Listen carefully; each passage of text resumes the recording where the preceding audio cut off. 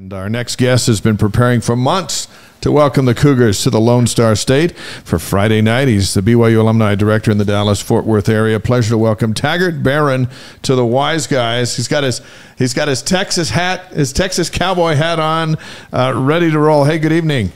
Howdy, Dave, Blaine. Nice to be with you. Thanks for having me on the show. So howdy is a Texas, greeting, right? That you gotta say howdy. Yeah.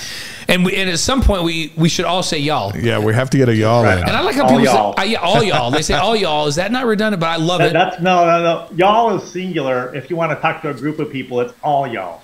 Okay. I served my mission down in Texas years ago and picked up the y'all, but then I've since lost it. And now when I say it, it's because I'm lazy, and you just blend a couple of words in. But that's legit down there in the Lone Star State. How excited is everybody to have the Cougars come to town? Wow. You know what? We've got a lot of alumni here in the area, and there's a lot of excitement building. We've got over 6,200 alumni in the DFW area, and then you pick up their spouses and children and families, and our tickets sold out like this. There's going to be a lot of BYU fans at this game and at the tailgate. How did they figure? Have they figured out how to get tickets? Like, how are we going to get tickets? Yeah. I think if enough tickets were available, it could be a takeover. But how many are available, and how are they going to get them? So there were a few channels. So the BYU ticket office bought a whole bunch of tickets, several hundred tickets. Those sold out in a bit. So then our alumni chapter, we bought 615 tickets. Those sold out like this. We've got the whole Dallas mission is going to be there. They got their own tickets. Oh, nice. And I even know people that they bought season tickets to SMU just for this game, and they're selling the other 5 games. So because they wanted a better seat than what they could get through us. Yeah, that's sneaky. Next level. I love that's sneakiness that I like. I definitely respect that amount of sneakiness. That's Power 4 sneakiness. Like, how do we get in this game? Awesome. Now, there are a lot of expectations for SMU coming into this season. So what's the buzz around this game? Well, so they're going to the ACC. Their expectations are high. They think this is going to be an easy win, and they're favored by 11.5 points currently.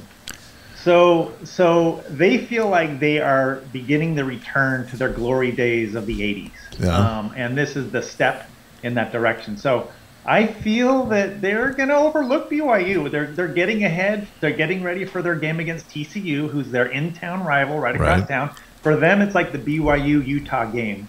So this is a building block in their mind to getting ready for TCU in 2 weeks. They've got a bye. They're going into a bye next week. And so they think that this is going to be an easy win to go into their bye and get ready for TCU. Interesting. They got Florida State after TCU. So it's like, hey, welcome to the real world. Welcome to the real world, he said to me. Yeah. It's like, are you buying all this? So you're down there, maybe a little more objective. I don't know, maybe not objective, maybe all on the BYU side. But are you buying the hype around SMU? Because they have not had success against Power. We're going to call them Power 4 now because the Pac-12 is dead. But Power 5 over the last couple of years, even when they were dominant in the AAC, they did not play well against Power 5. Now they have 10 Power 5 games this year. They think that's all in the past. I mean, I do have to give them credit though. They're fast. They're big. They are Texas football. Yeah. So this is by no means a layup for BYU. But I think that BYU has a lot better chance than the experts are giving them. As far as BYU alumni activities, what do you have in store via the service project, which we love talking about, and where fans can get more information? So one of the challenges with this game is it's on a Friday at 6 p.m.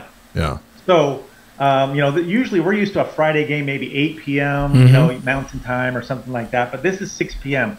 So we've got to put together where our tailgates are going to go 3 p.m. to 5 p.m. Okay. You got to take the afternoon off. Heck, just take the whole day off and come down to the game. But here's the nice thing about it. The location of the tailgate is about 200 meters away from the stadium. I mean, you can get to the tailgate. You got a short walk to the game. So 3 p.m. to 5 p.m. is the tailgate. We're going to have the BYU store to stock up on your BYU merch and swag. We're going to have Chick-fil-A for the food, inflatables, Cosmo, cheerleaders, music, and so on. If you want the address, it's 5800 Bush Avenue is the location of the tailgate. If you didn't buy tickets ahead of time, come on down anyways. There's a lot of stuff that you can buy at the door. Hey, we got people in the chat saying, most important thing of all, how do we get that shirt that he's wearing? Yeah. So look, so this is our tailgate shirt from last year when we played TCU. Don't mess, y'all. Nice. And we do a custom shirt for every game, for every in-town game. So we've got a new BYU Texas shirt. Well, I'm not gonna tease it, but we're gonna. So it's gonna be a new one and available to everyone that bought a ticket to the tailgate, and people can buy more shirts at the game. And we're doing another shirt that's just BYU Texas. It's kind of like the theme, like BYU Idaho. Yeah. But every BYU fan in Texas needs to buy this shirt. We're partnering with the Royal Army brands to bring it about. And this thing is legit. So we got 2 really, really awesome t-shirts that are exclusive to this tailgate, and they're going to go on sale on the website after the game. They have to be at the tailgate to be able to get this, or is there going to be a link someplace they can go get it? So for the tailgate shirt, you gotta be at the tailgate. We don't have an online store for that, but for the Royal Army brand, that is going to go on sale the day before the game. Nice. So this is the tease, and you're going to get your first glimpse of it at the game. If I could share my screen, I'd share it with you, but I don't think I can. What's the service project? What's everyone doing down there for good? Yeah, so we do a big Cougs Care service project. This year the focus is on centers that serve adults with special needs or intellectual development disabilities. There's over 200,000 individuals in North Texas that have intellectual developmental disabilities, or IDD, and only about 4% of them have competitive employment. So there's a lot of these centers scattered around that do their best, but their funding is really, really limited. Texas ranks dead last in the country for funding for these adults in this situation. So we've got like 30 different organizations. We decided to focus in on one. It's called Caring Pathways of Carrollton. We did a combined effort with the Carrollton Texas Stake. They did a service project out there on August 24th, patched up their place, did some painting, built some custom cubbies, and we're going to have some of their volunteers and some volunteers from these other organizations there at the tailgate with booths. And what these facilities really need is cash. And we're taking donations of like art supplies and different supplies that they need, but we're working with the Just Serve organization. Cash doesn't really fit the model. So if you want, you come to the tailgate, they'll have a little QR code there. You can scan it and donate some cash directly to these organizations to help them stay afloat. Do you have a website where we can share that with everybody for those alumni who can't get to the game but can still help out? Yeah, if you go to the easiest way is follow us on our Facebook page and our Twitter page. So our Facebook is DFW BYU Alumni. DFW BYU Alumni. And the Twitter page is BYU Alumni DFW. And if you should follow those, regardless of whether it's for this Cougs Care project or not. Follow those things. You'll find all the information on how to donate, and then you know, you should also, if you're in the Dallas area, you got to make sure your contact information is up to date with the BYU Alumni Database website. We sometimes send out these emails, and I talk to my friends, and some people say they never got the emails, and I think they might have an old one in the system or whatever. Go to the BYU Alumni website, update your contact info. There's a lot of stuff going on in Dallas, not just the football game. We've got all the other sports coming, performing arts. We've got TCU coming, BYU coming to play at TCU in 2026. You're going to be at Lubbock in 2025, and we got Baylor this year, and we'll have Houston next year. So we've got a lot going on. It's like we're moving in. Yeah, it's good stuff. It's good stuff. Hey, Taggart Barron is the BYU Alumni Director in the Dallas-Fort Worth area. We're thrilled to have him here on Wise Guys, presented by Brady Plus and distributed by the Deseret News. Cougars this Friday night. I can't even, like, it's a short week, which makes it fun. Yeah. And it's on ESPN2. Describe to us the power of the connection. You just talked about all these things that are going on, about being connected on these service projects. The power of that connection that BYU Sports has with its alumni, both young and old. Yeah. You know what? There's a lot of people that just looked up to BYU, and their window to BYU is usually through BYU athletics.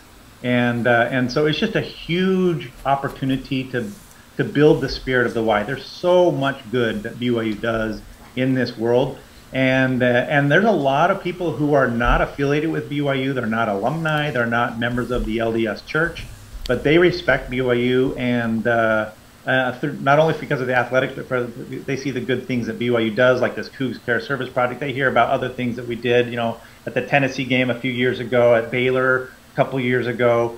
And there's just a lot of respect building for BYU down here in Big 12 country. Taggart, Blaine's going to hit you up with 5 questions. You knew we weren't going to let you off the hook All right. before we say we'll see you on Friday. That's right. But speaking of Friday, what are your 3 keys? Blaine gave us his 3 keys a moment ago. What are your 3 keys to a win? I heard you do this on the last segment, so I put some thought to my 3 keys. Here's my 3 keys to the game. All right. Number 1 is feed the dog. I mentioned SMU is already favored by 11.5 points. Their expectations are high. They think there's going to be an easy one. So feed on it. BYU's faced SMU 4 times, and they lead the series 4-0, but they've never played SMU at this stadium. Yeah. 2 of them were in bowl games. 1 of them was at home in Provo, and 1 of them was at the Cotton Bowl stadium. So they've never played here. So feed on that and feed the dog. Number 2, score the first touchdown. Let's not wait until 4 minutes left, down 20, to get the offense started. All right. You've seen this movie before. You have seen this before. So sometimes people say start fast, but for the start fast could be the defense. Like, just keep them out of the end zone. If they get the kickoff first and they go down and get a field goal, big deal. Let's get in the end zone first and feel the energy from the BYU crowd. And then my 3rd key to the game is play to the crowd. We hear the saying, every game is a home game. This is going to be one of those situations. You're going to have a lot of BYU fans there. Like I mentioned, all the tickets through the BYU ticket office, the Alumni Center, season tickets. You're going to have the missionaries are performing at halftime. The Dallas Mission are singing at halftime. They're singing at halftime. That's awesome. When you have a great play, look up at the crowd, acknowledge us, and we will lift you to the football team. So those are my 3 keys to the game. Feed the dog. Great. I love score the first touchdown, and play to the crowd. Play to the crowd. Love it, love it. That's awesome. Hey, Jared, just on our live stream, said the DFW BYU alumni site says he can't find anything about this Friday. Is that the right address? Yeah, we'll get it at. If it's not there, I mean, it's probably not fresh on the feed. We'll keep putting stuff out there this week. Taggart's on. He's getting it going. Taggart's getting it going. Yep. Okay. So, all right. We're gonna go. Here's your 5 questions. And the first one we're going to start with. Hey, wait, let's read our thing first. Oh, yeah, that's right. 5 questions presented by Strategy Square, delivering connection, clarity, and confidence in business and marketing strategies. We don't want to forget that. Now we're ready. And by the way, Strategy Square is a business partner of ours. I mean, they really help us with all of our social media and our marketing and all of that. So we don't want to forget about them. Okay, now we can do this.